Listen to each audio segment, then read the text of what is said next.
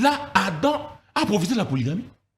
Os, c'est-à-dire femme de mes os, femme de mes femmes. Ah bon? C'est ça la révélation. Que lui, il ne peut pas comprendre. La révélation est là. Adam était polygame. Il faut noter. Adam était... il va nous expliquer ça. Ça, c'est une révélation. Il va expliquer aux téléspectateurs. Moi aussi, je ne savais pas. Adam était... Os de mes os. Os de mes os. Femme de mes Femme femmes. de... Mais parce qu'il y a un os. C'est ça la femme. Maintenant, de mes os. Adam savait qu'il avait beaucoup d'eau. Beaucoup d'eau. Donc, chaque côte de l'homme, Chaque une os, femme. chaque os est une femme. Et Dieu a pris seulement un os. À partir de cet os-là, il a formé une femme. Adam, par révélation, il a su que celle-ci, c'est seulement un os. Mais j'en ai beaucoup. Adam l'a dit dans la Bible, et c'est dans ta Bible. Lui, il n'a même pas de Bible. C'est Non, vrai. il a la tablette C'est un numérique. démon. Mais la tablette, la charge peut se C'est un terminer. démon. Oui. Il n'y a qu'un démon qui peut venir. Oui, la charge peut se terminer. Et puis ça peut tomber ici et ne plus fonctionner. Un docteur, s'il est vraiment un docteur, il doit avoir les Saintes Écritures. Il doit lire dans la Bible. On a affaire à un démon. Adam a confessé ici. Voici cette fois-ci celle qui est os de mes os. Femme de mes femmes. Adam était polygame. Lui, il ne peut pas le savoir. Maintenant, il veut parler. Dieu a réglementé la polygamie en parlant seulement de deux femmes. Deux femmes. Mais lui, il ne sait même pas qu'après la mort de Sarah, Abraham a épousé beaucoup de femmes, dont les nombres n'est même pas définis dans la Bible. Abraham a épousé Genèse 25, je pense 6. Abraham a épousé Ketura. Et il a épousé beaucoup d'autres femmes de second rang. Vous pouvez lire ça dans Genèse 25. C'est clairement dans sa Bible. Parlons maintenant de Jacob. Il dit, c'est accidentellement que Jacob est entré dans la polygamie. Non, la polygamie de Jacob, c'était les plans de Dieu. Dieu voulait avoir 12 fils à partir de Jacob. Et c'est Dieu lui-même, si vous lisez dans les Saintes Écritures, qui a fermé la matrice de la première femme de Jacob, Léa. Non, qui a fermé la matrice de Rachel, la seconde. Pourquoi? Parce que Jacob aimait plus Rachel que Léa. Dieu a ouvert la matrice de Léa et a fermé celle de Rachel. Léa a donné des garçons à Jacob. Alors, Rachel, voyant cela, il proposa à son chef, Jacob, d'aller vers sa servante, Bila. Et Bila a donné deux fils à Jacob. Et quand Léa a arrêté d'accoucher, Léa aussi a pris une de ses servantes. Elle a donné à Jacob, son chef, Zilpa. Aussi, Zilpa a donné 2 fils à Jacob. Et Dieu a ouvert la matrice de Rachel. Et Rachel a donné 2 fils à Jacob. Donc, Léa a donné 6 fils. Rachel, 2 fils. Bila, 2 fils. Zilpa, 2 fils. Les 12 enfants-là, nés de la polygamie. C'est cela le peuple de Dieu, le peuple d'Israël. Le peuple saint est sorti de la polygamie. Dieu devient une seule chair. C'est là quand les disciples ont compris cela. Ils ont dit, si telle est la condition pour un homme à l'égard de la femme, mieux vaut ne pas se marier. Ils ont compris que c'était trop difficile. L'enseignement de Christ par rapport à ce que Moïse avait enseigné. Ils ont dit, si c'est la condition, mieux vaut ne pas se marier. Donc si je la répudie, je n'ai pas le droit de me marier. Parce que si je me marie encore, je commets adultère. Alors, en ce moment-là, mieux vaut ne pas se marier.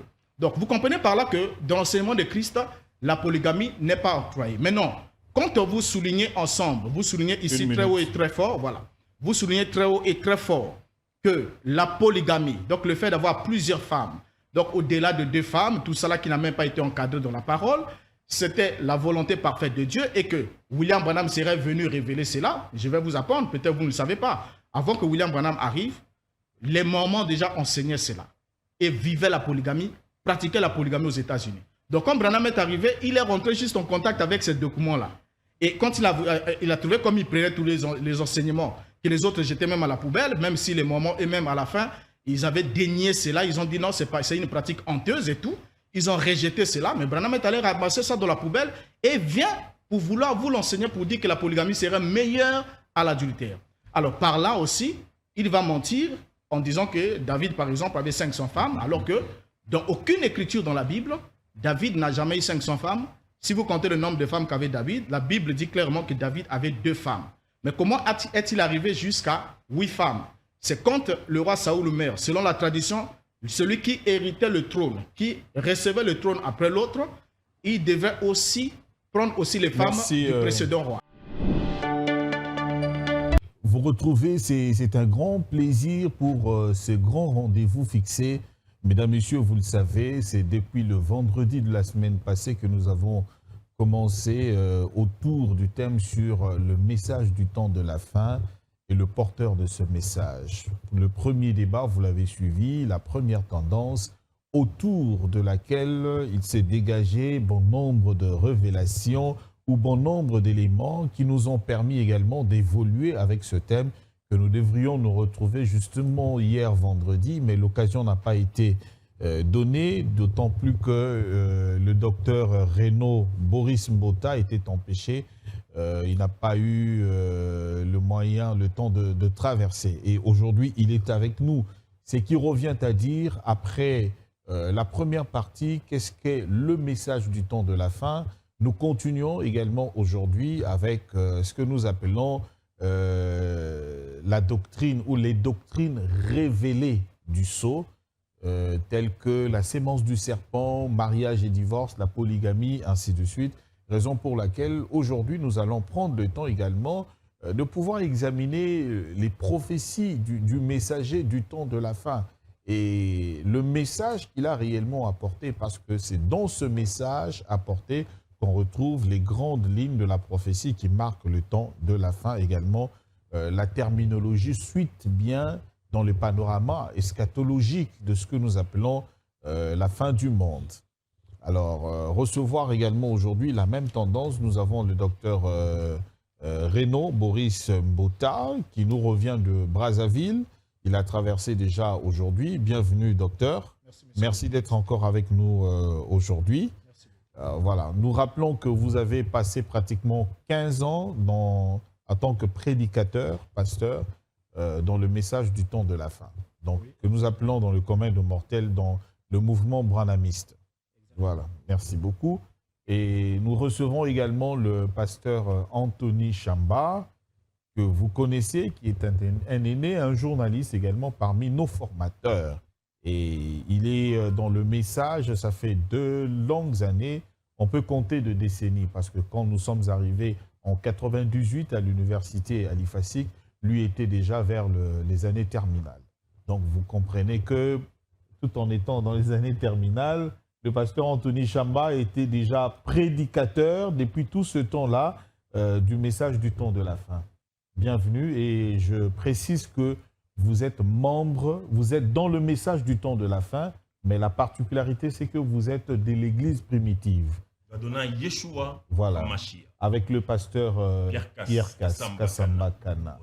Merci également aux autres prédicateurs qui étaient avec nous le vendredi passé, qui se retrouvent également avec nous aujourd'hui. Je perdu la liste, mais on vous reconnaît parce qu'on vous avait vu intervenir. Et puis nous avons vu également l'apôtre comment Kabeyapunda qui vient également s'ajouter, parce que lui, il a dit qu'il a reçu de révélations du message du prophète William Marion Branham, et il confirme également le message sur la sémence du serpent, et que le Seigneur lui a révélé que ça, c'était vraiment une révélation du Seigneur, c'est que le frère William Marion Branham avait reçu du Seigneur. Voilà, merci beaucoup. Pasteur Anthony, il vous souviendra que c'est vous qui avez en dernier la parole, et vous étiez expliquant justement cette terminologie, disant que c'était faux, l'argumentaire apporté par le docteur Boris Mbota, autour de tout ce dont nous avons parlé ici. Alors, vous accepterez que nous commencions avec le docteur. Tout à fait, il n'y a pas de problème. Voilà, docteur. Aujourd'hui, nous parlons des doctrines révélées dans le sceau, dans les différents sceaux, et de la sémence du serpent et la polygamie. Quelles sont ces doctrines dont on parle aujourd'hui? crois que je salue d'abord tous les téléspectateurs.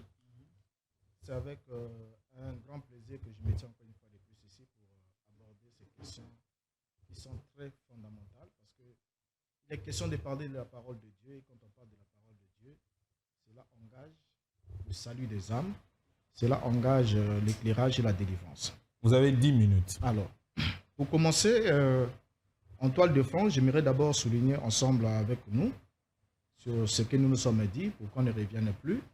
Nous avons compris beaucoup de choses la fois passée. On a compris ce qui s'est passé avec le message de William Branham et comment est-ce qu'il a conçu méthodiquement son message et comment est-ce qu'il a évolué en allant de plagiat en plagiat. Donc, avant 1963, il a plagié certains auteurs et lorsqu'il arrive en 1963, il a aussi plagié Clarence Larkin, ensuite Charles Taze Russell pour compléter les informations qui l'ont permis de prêcher les prétendues révélations de cette sceau qui ne sont pas une révélation puisque tout ce qui est dit dans les sceaux a déjà été dit par Clarence Larkin et une autre partie par Charles Taze Russell, le fondateur des Témoins de Jéhovah. Alors, donc, sur cette base, on comprend ensemble que William Branham n'avait pas un message comme tel puisqu'il devait attendre un message et c'est en 62 qu'il devait recevoir un message, en 63 qu'il devait recevoir un message, qu'il devait emmagasiner, ce message qui devait prétendument apporter la foi de l'enlèvement à l'épouse, qui devait en quelque sorte révéler les 7 tonnerres, qui devait procurer la foi de l'enlèvement et tout. Mais malheureusement, il a laissé nos chers amis dans toute une gamme de confusion où nous avons certains qui disent les tonnerres sont révélés, d'autres qui disent ils ne sont pas encore révélés, ainsi de suite. Donc ils ne savent plus sur quel pied danser. Alors, je reviens sur un point qui est très important.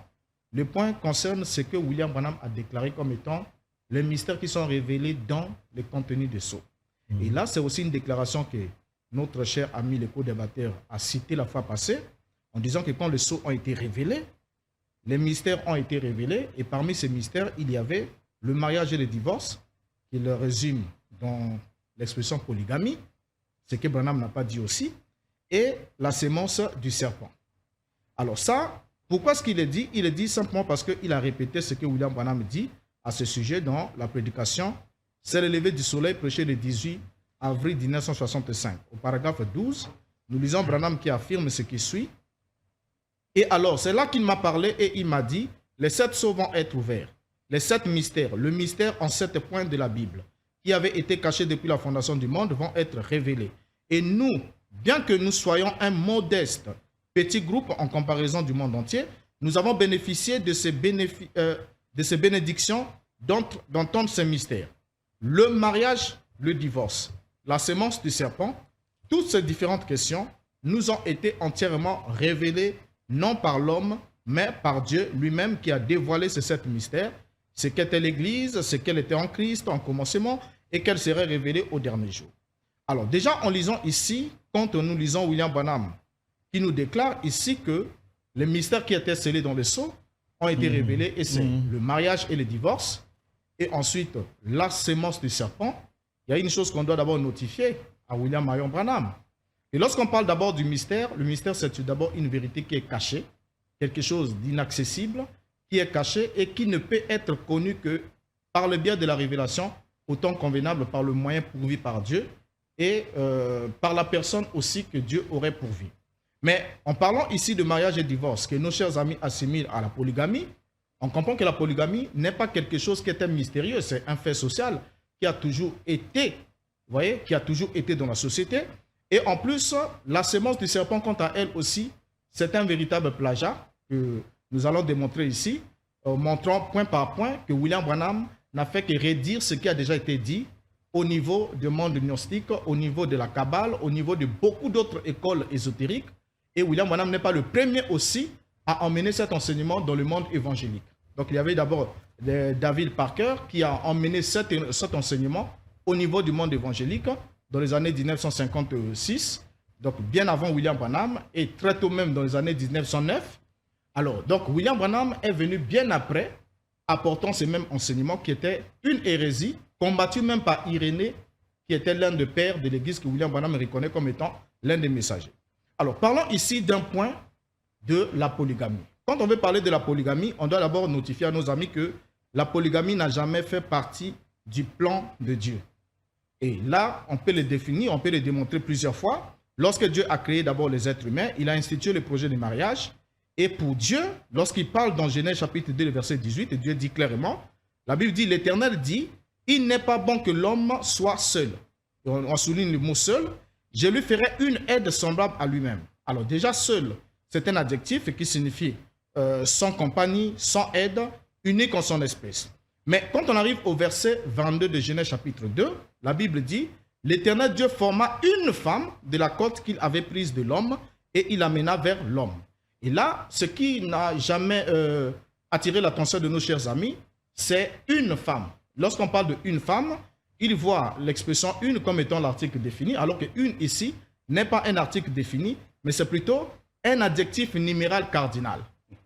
C'est un adjectif numéral cardinal. Je sais que vous avez fait des cours de français, peut-être vous les avez séchés, je ne sais pas. C'est un journaliste. Mais voilà, donc vous allez comprendre parce que un adjectif numéral cardinal, une ici en tant qu'adjectif numéral cardinal défini, est en quelque sorte défini comme étant le premier de tous les nombres et qui marque qu'une personne ou une chose est unique en son espèce. Donc c'est un adjectif numéral cardinal et non un article indéfini. Alors là, déjà, il y a une précision. Qu'est-ce qui montre encore que c'est un adjectif numéral cardinal? Parce que Dieu veut régler un problème. Il n'est pas bon que l'homme soit seul. Donc c'est pour briser la solitude de l'homme qu'une femme a été faite à l'homme. Alors, sur cette base-là, on va comprendre ensemble, lorsqu'on suit l'évolution de l'histoire de l'humanité, on va voir qu'avec les mecs, c'est les mecs qui arrivent, qui est l'un des descendants de la lignée de Caïn, donc le premier homme qui s'est rébellé contre Dieu face à face, qui s'est révolté contre Dieu. Et c'est de cette lignée-là que va alors naître la bigamie. C'est-à-dire le premier homme à prendre deux femmes va être les mecs.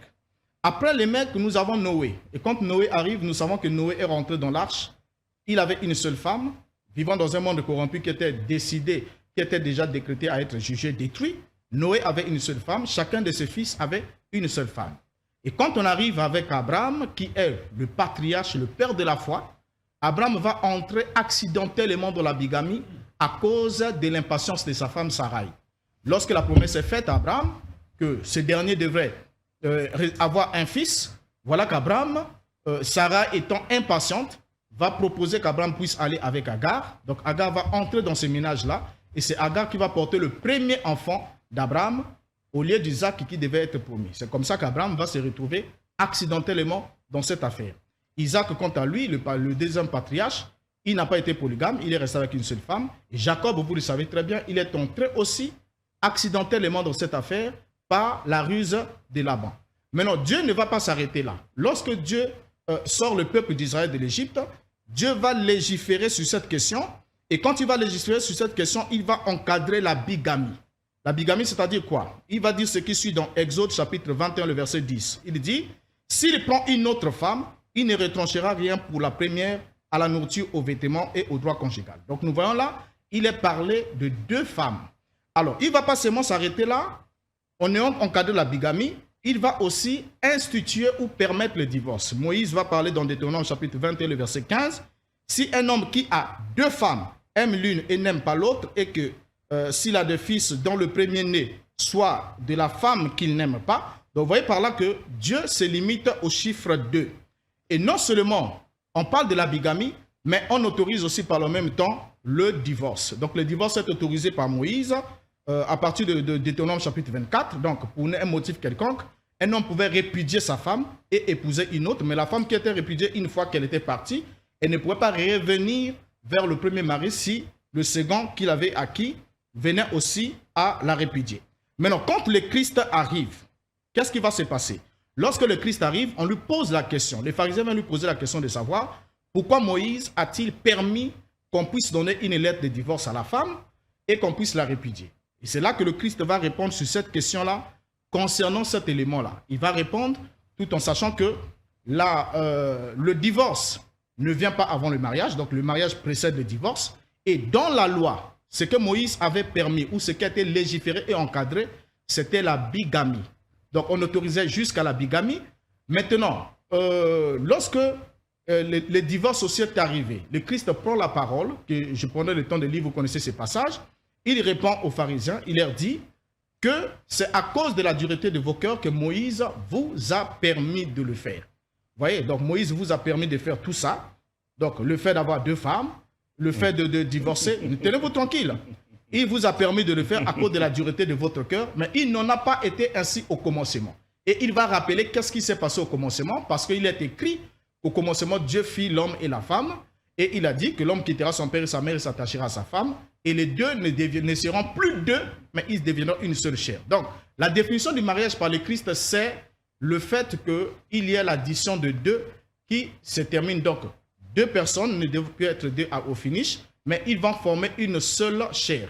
Et là aussi, dedans, vous avez les termes qui sont très forts, qui sont très clairs.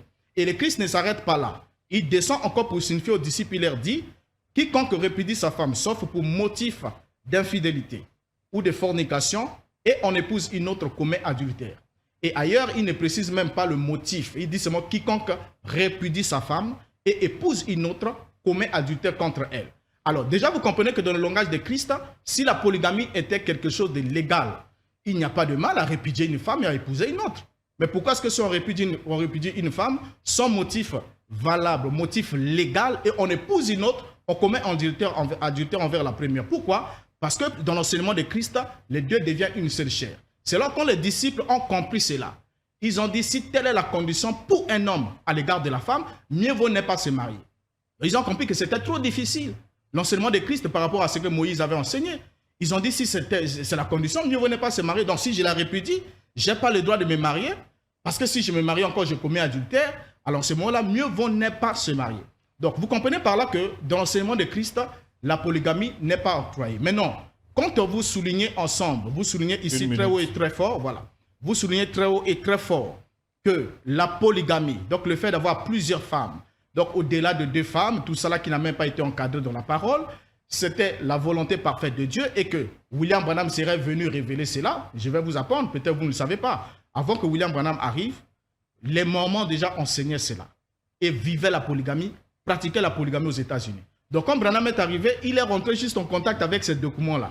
Et quand il a trouvé comme il prenait tous les enseignements, que les autres jetaient même à la poubelle, même si les Mormons eux-mêmes à la fin, ils avaient dénié cela, ils ont dit non, c'est une pratique honteuse et tout.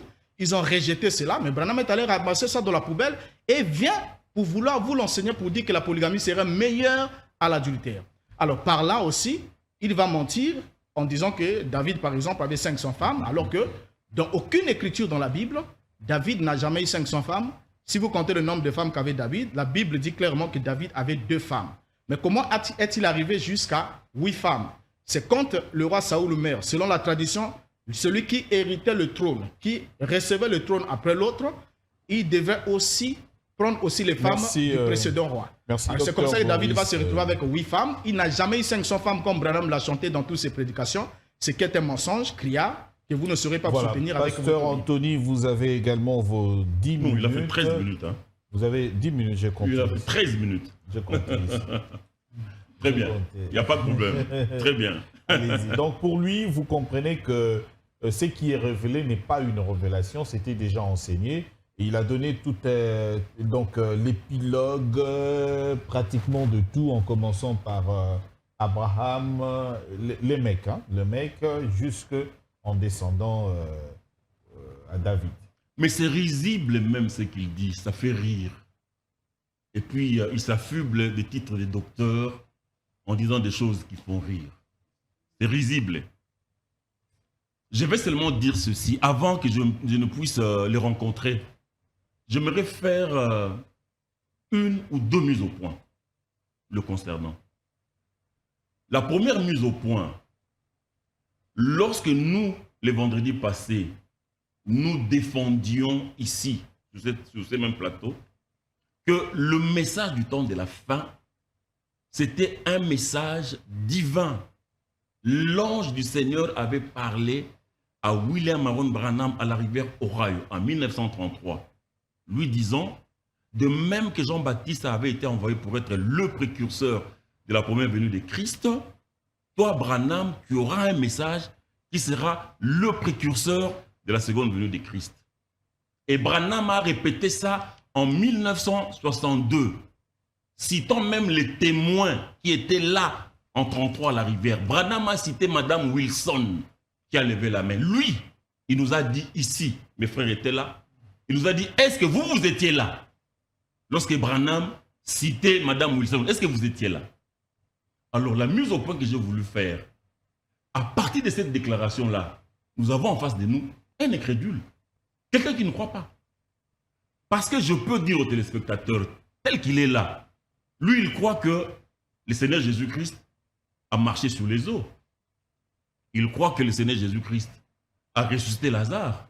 Il croit même que la tête de Jean-Baptiste avait été décapitée sur ordre du roi Hérode. Mais tu vas lui poser la question, est-ce qu'il était là? Quand il croit que le Seigneur a marché sur les eaux, quand il croit que le Seigneur a ressuscité Lazare, quand il croit que la tête de Jean-Baptiste avait été décapitée par Hérode, est-ce qu'il était là? Pourquoi il veut que nous puissions être au Branham Tabernacle en 62, lorsque Branham disait qu'il y a des témoins qui étaient ici lorsque l'ange m'a parlé en 1933. Donc on a affaire à quelqu'un qui ne croit pas, à un incrédule. Tout simplement. Lui ne pouvait pas nous dire, est-ce que vous étiez là quand Branham citait Madame Wilson? Vous voyez par là où il est tombé? C'est un incrédule. Maintenant, je vais le rencontrer dans toutes les bêtises qu'il a dites ici. Donc, il dit par exemple, j'ai noté beaucoup de bêtises. Il dit, lorsque Dieu crée l'homme, parlant de la polygamie, il dit que au commencement, Dieu a dit, il n'est pas bon que l'homme soit seul. Je lui ferai une aide semblable à lui. C'est vrai? Le Seigneur a dit ça dans la Bible. Et puis il prend Genèse 2, 22. Cette écriture, frère Pierre, ne fait que nous la répéter, nous l'enseigner souvent. Genèse 2, 22. L'Éternel Dieu forma une femme de la côte qu'il avait prise de l'homme et il l'amena vers l'homme. Non, d'abord, je reviens en arrière. Quand il a dit, il n'est pas bon que l'homme soit seul, je lui ferai une aide semblable. Il a menti en disant qu'il y a une qui est là. Ce n'est pas un article indéfini, mais c'est un adjectif numéral cardinal. Ça, c'est un gros mensonge. Là, il a lu où? Qu'une qui est là, ce n'est pas un article indéfini, mais c'est un adjectif numéral cardinal. Il a menti. Il ne peut pas le prouver dans la Bible. Voilà, maintenant il est arrivé dans Genèse 2, 22. L'Éternel Dieu forma une femme de la côte qu'il avait prise de l'homme et il l'amena vers l'homme. Mais ce qu'il ne sait pas, la confession de l'homme. Genèse 2, 23. Et l'homme dit, voici cette fois-ci, celle qui est os de mes os, chair de ma chair. On l'appellera femme. Donc Adam était polygame. Adam, dans sa pensée, le Seigneur l'a fait dormir. Il s'est endormi et puis le Seigneur a pris une côte. Il a formé une femme. Et lorsqu'Adam s'est réveillé, regardant la femme, Adam s'est écrié, voici cette fois-ci celle qui est os de mes os. Mais toute la révélation est là. Là, Adam a profité de la polygamie. Os, c'est-à-dire femme de mes os, femme de mes femmes. Ah bon? C'est ça la révélation. Que lui ne peut pas comprendre. La révélation est là. Adam était polygame. Donc, il faut noter. Adam était... il va nous expliquer ça. Ça, c'est une révélation. Il va expliquer aux téléspectateurs. Moi aussi, je ne savais pas. Adam était... Os de mes os. Os de mes os. Femme de mes Femme femmes. de... Mais parce qu'un os, c'est ça la femme. Maintenant, de mes os. Adam savait qu'il avait beaucoup d'eau. Beaucoup d'eau. Donc, chaque côte de l'homme. Chaque est une os, femme. chaque os est une femme. Et Dieu a pris seulement un os. À partir de cet os-là, il a formé une femme. Adam, par révélation, il a su que celle-ci, c'est seulement un os. Mais j'en ai beaucoup. Adam le dit dans la Bible, et c'est dans ta Bible. Lui, il n'a même pas de Bible. C'est Non, un vrai. là, la C'est un numérique. démon. Mais la tablette, la charge peut se C'est un terminer. démon. Oui. Il n'y a qu'un démon qui peut venir. Oui, la charge peut se terminer. Et puis ça peut tomber ici et ne plus fonctionner. Un docteur, s'il est vraiment un docteur, il doit avoir les Saintes Écritures. Il doit lire dans la Bible. On a affaire à un démon. Adam a confessé ici, voici cette fois-ci celle qui est os de mes os, femme de mes femmes. Adam était polygame. Lui, il ne peut pas le savoir. Maintenant, il vient parler, Dieu a réglementé la polygamie en parlant seulement de 2 femmes. 2 femmes. Mais lui, il ne sait même pas qu'après la mort de Sarah, Abraham a épousé beaucoup de femmes, dont les nombres n'est même pas définis dans la Bible. Abraham a épousé, Genèse 25, je pense 6. Abraham a épousé Ketura. Et il a épousé beaucoup d'autres femmes de second rang. Vous pouvez lire ça dans Genèse 25. C'est clairement dans sa Bible. Parlons maintenant de Jacob. Il dit, c'est accidentellement que Jacob est entré dans la polygamie. Non, la polygamie de Jacob, c'était les plans de Dieu. Dieu voulait avoir 12 fils à partir de Jacob. Et c'est Dieu lui-même, si vous lisez dans les Saintes Écritures, qui a fermé la matrice de la première femme de Jacob, Léa.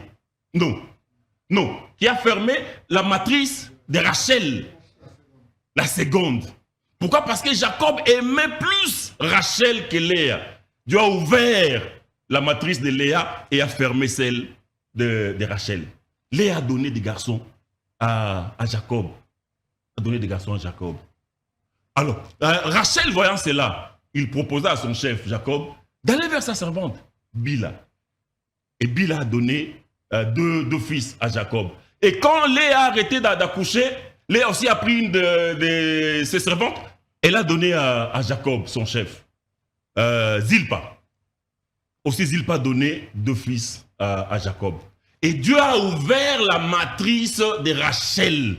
Et Rachel a donné 2 fils à Jacob. Donc, Léa a donné 6 fils. Rachel, 2 fils. Bila, 2 fils. Zilpa, 2 fils. Les 12 enfants-là, nés de la polygamie.